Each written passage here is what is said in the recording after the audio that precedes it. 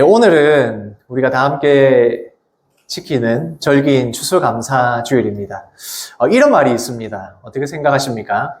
행복해서 웃는다. 웃어서 행복하다. 어떤 말이 맞는 것 같습니까?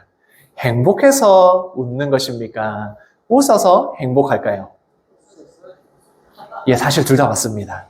우리가 행복하니까 웃게 되고 기쁜 일이 있으니까 웃게 되는 것입니다.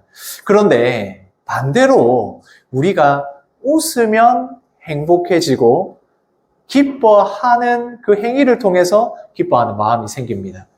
우리가 집에서 재미있는 영화를 혼자 보면서 웃으면서 재미있게 볼 수 있지만 영화관에, 극장에 가서 많은 사람들이 같이 웃으면서 보면 어떻습니까? 더 재밌고 더 기쁘지 않습니까? 하나님께서 우리를 만들어 놓으셨을 때에 우리가 행복해서 웃게도 하시지만 우리가 웃으면 행복하게 그렇게 만들어 놓으셨습니다. 그래서 웃음 치료 같은 것이 있는 거 아니겠습니까?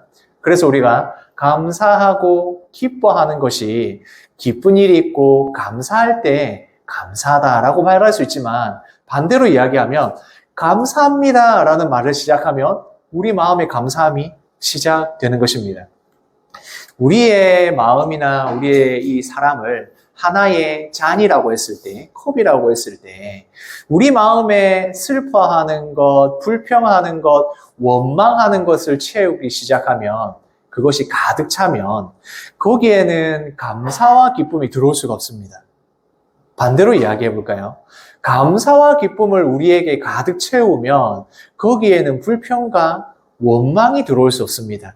어떤 분들은 보면 입에 불평하는 말과 원망하는 말을 습관처럼 하시는 분들이 계십니다. 그러면 우리 마음에 뭐가 채워지겠습니까? 불평과 원망이 채워지기 시작합니다. 그러면 우리가 그 채워져야 할 분량이 있으면 그 안에는 감사와 기쁨이 아주 조금밖에 못 채워지는 겁니다. 그걸 반대로 이야기하면 어떻겠습니까? 감사와 기쁨을 채우기 시작하면 거기에 원망과 불평을 들어갈 자리가 없이 가득 채워지게 되는 것입니다. 우리 옆에 있는 성도님들하고 한번 인사해 보겠습니다. 감사합니다 라고 한번 인사해 보십시오. 감사합니다. 감사합니다 라는 이 말로 하나님 앞에 우리가 감사한다는 그 마음과 또 표현하는 것으로 우리의 감사가 채워지기 시작하면 거기에는 불평과 원망이 들어올 수 없게 됩니다. 그런데 이렇게 말씀하시는 분들도 계실 겁니다. 목사님, 제가 기뻐하고 감사하고 싶은데 제가 지금 처한 상황이 그렇지 못합니다. 제 이 상황을 보십시오. 제가 처한 이 모든 환경들을 보십시오. 제가 감사할 수 있겠습니까? 이런 분들이 분명 오늘 이 추수감사주일에 성도님들도 계실 겁니다. 감사하고 싶은 마음이 굴뚝 같은데 너무 이 어려운 일들을 앞에 두고 보니 감사가 입 밖으로 나오지 않습니다. 그럴 수 있죠.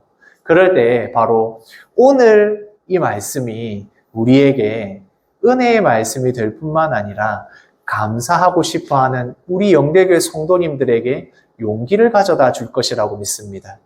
오늘 이 학계 말씀을 우리가 살펴보기 위해서는 배경을 좀 이해를 해야 됩니다.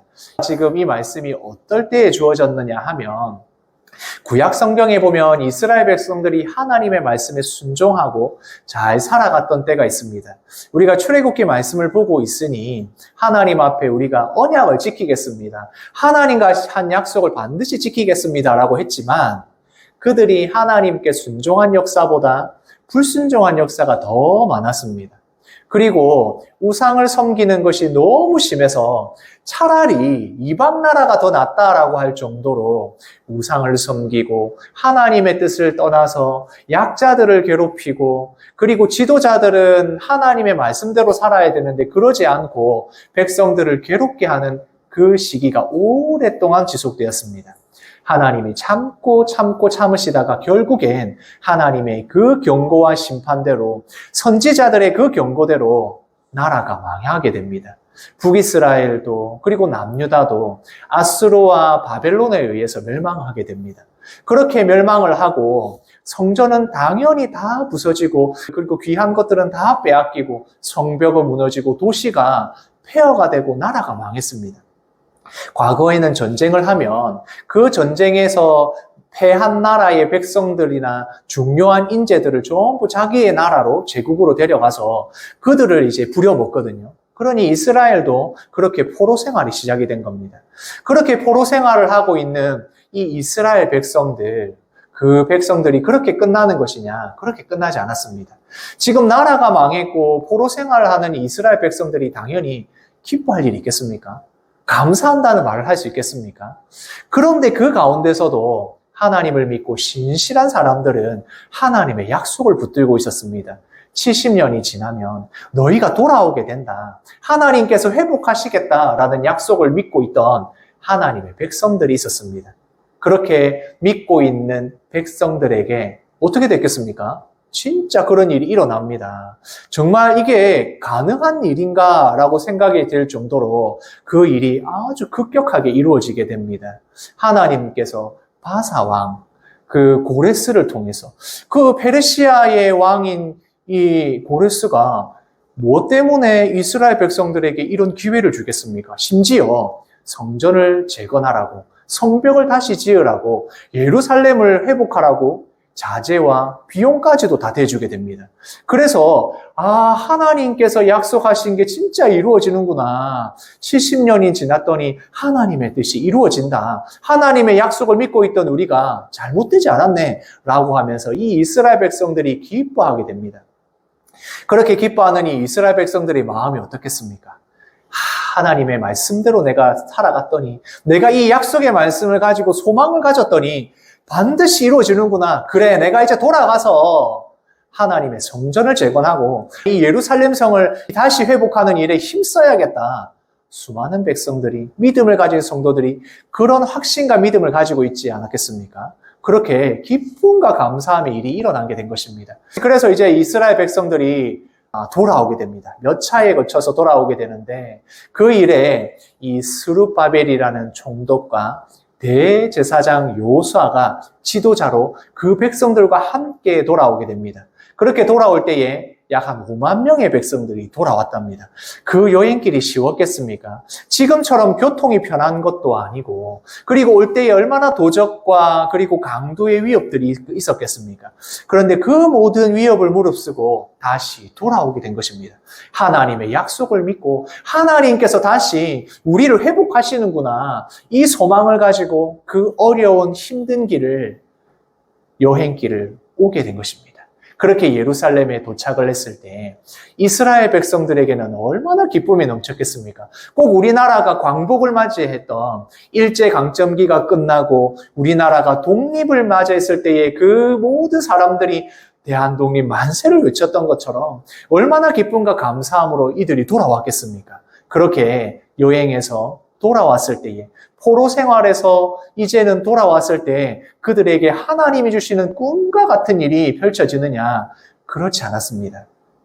이미 수십 년이 지났지 않습니까? 성벽도 무너져 있고 사람도 살지 않았고 성전도 다 무너져서 엉망이 되어 있으니 이것을 보면 황폐한 그 모습에 입이 다물어지지 않을 그런 환경이 있는 겁니다. 그러나 이 이스라엘 백성들, 돌아온 사람들에게는 소망과 믿음이 있는 것입니다. 아무리 힘들어도 그래, 지금 우리가 이렇게 힘들지만 앞으로 좋은 것이 기다리고 있다. 앞으로 하나님이 주실 그 엄청난 것들이 있다라는 생각이 들면 지금 당장 힘들어도 사실 이 모든 일을 할 수가 있습니다. 좀 어렵고 힘들어도 괜찮아. 우리가 더 나은 삶을 살아갈 수 있어. 지금 우리가 살고 있는 이 환경은 이렇지만 더 좋아질 거야. 더 좋은 것이 우리를 기다리고 있어. 이렇게 생각하면 어떻겠습니까? 당연히 지금 현재가 어려워도 그 일들을 감당할 수 있는 것입니다. 바로 이 이스라엘 백성들, 돌아온 성도들이 그렇게 하나님의 일을 감당할 수가 있었던 겁니다. 그들이 돌아와서 가장 먼저 성전의 터를 정리하고 거기에 제단을 쌓고 하나님 앞에 번제를 드립니다.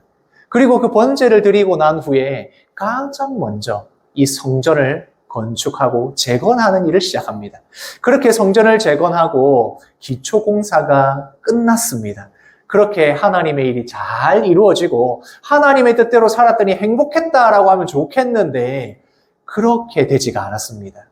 그 당시에 여전히 그 땅에 머물러 살아가고 있던 사마리아인들, 그리고 수많은 대적들이 이 이스라엘 백성들을 괴롭힙니다. 처음에는 우리가 이거 도와줄게, 우리가 성전 재건하고 성벽 재건하는 일을 도와줄게 하더니 나중에 보니까 이 사람들이 도와주려고 하는 게 아니라 자기들의 이권을 빼앗길까 봐, 혹시 여기에서 이 이스라엘 백성들이 잘 되면 우리가 불리해질까 봐 온갖 일을 다 하게 됩니다. 그래서 방해하고 음해하고 회방을 놓게 됩니다. 조서를 써서 이 아닥사스다 왕에게 이 사람들이 지금 이스라엘 백성들이 하는 일은 지금 반란을 일으키려고 준비하는 것이다, 그런 조서를 쓰게 됩니다. 그러니까 열심히 이 성전을 재건하던 일이 멈추게 됩니다. 중단이 되고 더 이상 할 수 없는 상황이 됩니다. 그렇게 모든 것이 하나님의 뜻대로 이루어지면 좋겠는데 제동이 걸리고 브레이크가 걸렸고 시작할 수 없게 돼버린 것입니다. 그러니까 이제 이스라엘 백성들이 생각하기 시작하는 겁니다. 이게 하나님의 뜻이 아니었나? 성전을 재건하고 하는 이 일이 잘못됐나? 지금은 우리가 이 일을 하는 것이 아니라 우리가 멈춰야 되나? 라는 생각을 하기 시작합니다. 그렇게 한 해가 지나고 두 해가 지나고 15년이라는 시간이 흐르게 됩니다. 그 긴 기간 동안 하나님께서 막으시네, 어쩔 수 없다라는 생각을 백성들과 또 지도자들도 하게 되는 것입니다. 그렇게 하면서 지금 멀리 왔으니까 예루살렘이 황폐했고 아무런 준비가 되어 있지 않은 겁니다. 그러니까 그래, 이때다, 우리가 좀 그래도 잘 살아야 하나님 일을 할 수 있지 않겠나라는 생각을 하면서 그들이 자기들의 삶, 일상적인 일, 농사 짓고 일하는 것, 내가 먹고 살기 위해서 하는 그 모든 일들을 열심히 하고 있었던 겁니다. 그때에 바로 학개 선지자를 통하여 하나님께서 말씀하십니다. 그 말씀이 무엇입니까? 성전을 다시 건축해라, 성전을 재건해라, 이것이 바로 하나님의 뜻이다 라고 말씀하는 것입니다. 하나님의 성전을 재건하는 걸 막으시나? 지금 이때가 아닌가? 라고 고민을 하면서 자신들의 일을 찾아서 하던 그 백성들에게 하나님의 일이라고 생각했지만 그것이 막히니까 힘을 잃어버리고 좌절했던 그 백성들에게 학개 선지자가 말합니다. 성전을 재건하는 것이 하나님의 뜻이다 라고 말씀하시는 겁니다. 그렇게 성전을 재건하라 라고 말씀을 하니까 이스라엘 백성들이 어떻게 했겠습니까? 당연히 순종하려는 마음을 가지게 됩니다. 그때 하나님께서는 선지자를 통하여 말씀하십니다. 뭐라고 기록되어 있습니까? 같이 읽겠습니다. 완벽한 집에 거하는 것이 옳으냐? 하나님의 이 성전을 건축하는 것이 멈춰졌던 것, 사실 지금 먼 곳으로 온 이들에게 필요한 것이 무엇이었겠습니까? 당장 먹고 살아갈 집도 있어야 되고 일도 해야 되고 돈도 벌어야 됩니다. 성전을 제일 먼저 건축하기를 시작했지만 이 일이 멈췄으니 그래, 이제는 우리 삶을 우리 인생을 좀 되돌아봐야 되지 않겠냐라고 생각을 하는 겁니다. 그때 하나님이 뭐라고 하십니까? 지금 성전은 아직 토도 잡히지 않았고 초라하게 만들어지지 않고 이 상황인데 너희의 집이 이렇게 판벽한 것이 맞냐? 이 판벽하다는 것은 완전하다는 말도 되고 호화롭다라는 말도 됩니다. 지금 하나님의 성전은 이런 상황인데 너희의 집이 이렇게 잘 되고 너희 집을 위해서 살아가는 이것이 맞냐라고 하나님이 물으시는 것입니다. 그때 하나님의 백성들, 이 이스라엘 백성들이 어떻게 했겠습니까? 하나님의 백성들이 맞습니다. 하나님, 저희가 잘못했습니다. 회개합니다. 하나님의 뜻이 여기에 있군요. 순종하겠습니다. 그런 마음을 먹습니다. 그리고 이제 성전을 재건하려고 되돌아보니 선지자의 말이 맞습니다. 하나님의 선지자를 통해 주신 하나님의 뜻이 맞습니다라고 시작을 하려고 보니 어떻게 되어 있겠습니까? 15년이나 공사를 쉬었습니다.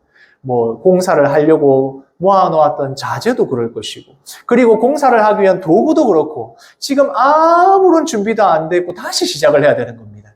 이스라엘 백성들이 하나님의 뜻대로 하겠습니다라고 말은 했지만, 지금 앞에 있는 상황은 정말 어려운 상황이 있는 것입니다. 그럴 때 하나님께서 학개 선지자들을 통하여 말씀하십니다.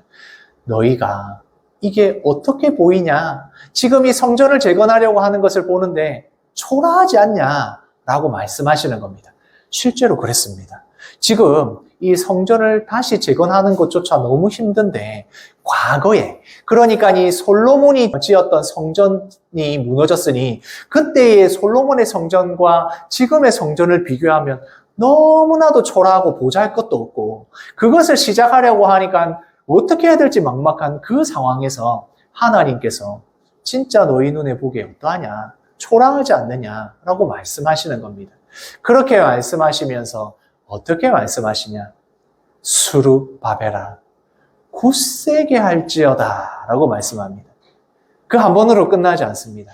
대제사장 여호수아야 너는 굳세게 할지어라 말씀하십니다. 그리고 또 한 번 말씀하십니다. 이 땅에 있는 모든 백성들아 굳세게 할지어다 말씀합니다. 3번이나 강조하면서 말씀합니다. 굳세게 해라. 이 말씀은 모세에 이어서 여호수아가 이 이스라엘 백성들의 지도자가 되었을 때에 하나님 저는 자신이 없습니다. 이 백성들을 어떻게 이끌어가죠? 라고 했을 때 하나님께서는 담대하라 라는 말씀을 여호수아에게 주셨습니다. 그 말씀하고 동일한 것입니다. 굳세게 해라. 지도자들아 하나님의 뜻대로 굳세게 해라. 담대하라. 모든 백성아 굳세게 해라 라고 말씀하시는 겁니다.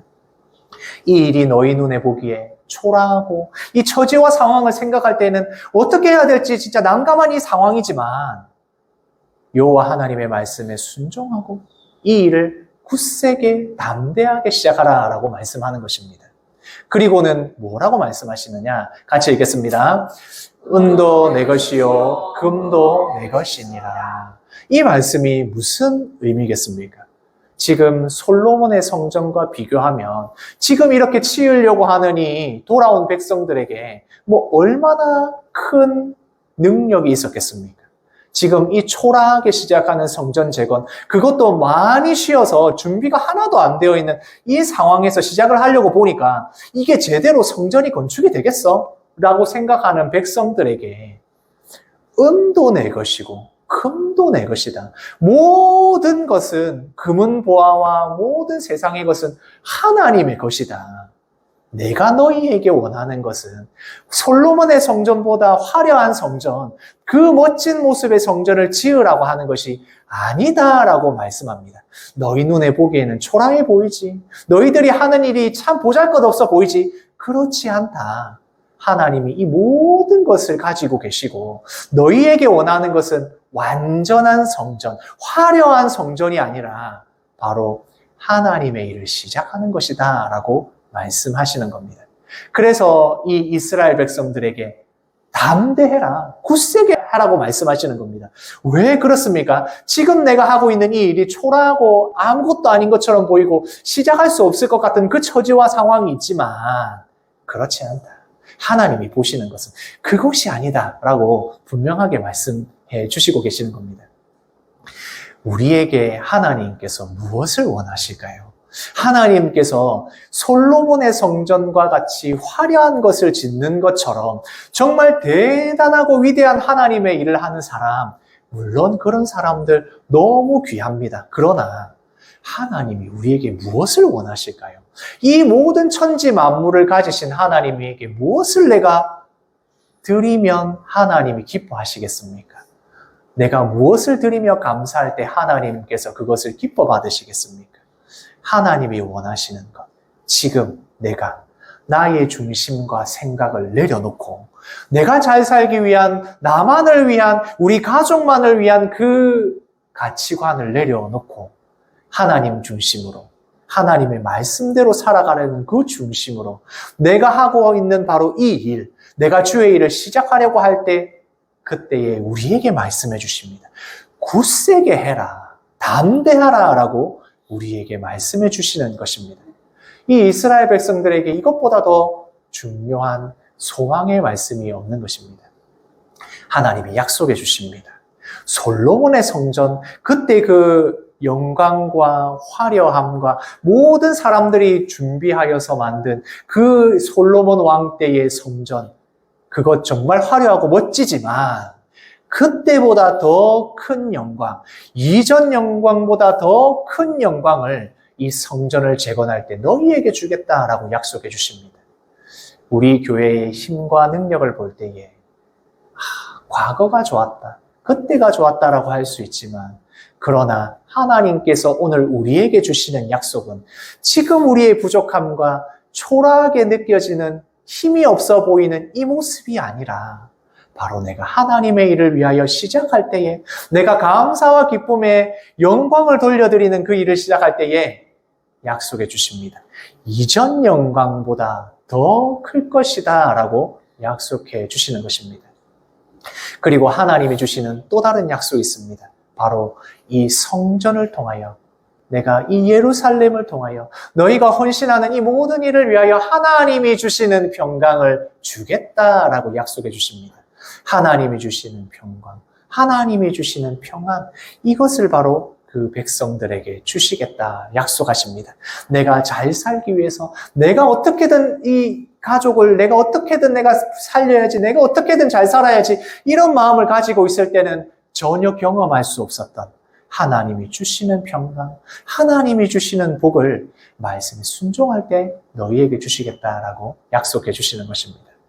우리가 무엇을 감사할 수 있겠습니까? 영대교회 성도님들, 어떤 것을 감사하십니까?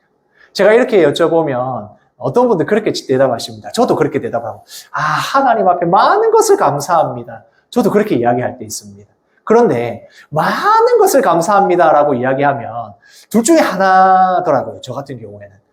감사할 것이 별로 없을 때, 감사할 것이 무엇인지 잘 생각이 안 나고 고민하지 않았을 때, 감사할 것이 너무 많습니다라고 제가 하더라고요. 구체적으로 감사할 것들을 생각해 보십시오. 그리고 그렇게 생각하다가 보면, 내 상황이 지금 이런데, 내 처지가 이런데, 내 모습이 내가 이런데 라는 생각이 들 때에 내가 처량하다, 내가 어떻게 해야 되지, 내가 하나님께 받은 것이 별로 없다고 여겨지는 그때에 내가 감사는 하고 싶은데 감사할 수 있는 여건과 상황이 되지 않을 때 하나님께서 우리에게 주시는 말씀이 있는 것입니다. 그것은 바로 이것입니다. 같이 읽겠습니다. 나의 상황과 상관없다. 하나님께서는 우리에게 나의 상황과는 상관이 없다라고 약속해 주십니다. 지금 네 꼴이, 네가 있는 상황이 초라해 보이지? 괜찮아. 담대하라. 너희는 굳세게 해라 라고 말씀하십니다. 왜 그렇습니까? 하나님이 나에게 주시는, 하나님이 나에게 바라시는 것, 화려하고 멋지고 대단한 능력으로 하는 주의 일이 아니라 지금 내가 말씀에서 순종하며 걸어가는 바로 그 순종의 그 걸음에서부터 하나님이 우리에게 주시는 약속이 있는 것입니다. 마찬가지로 우리는 하나님의 말씀을 순종할 때 이 일이 이루어집니다. 같이 읽겠습니다.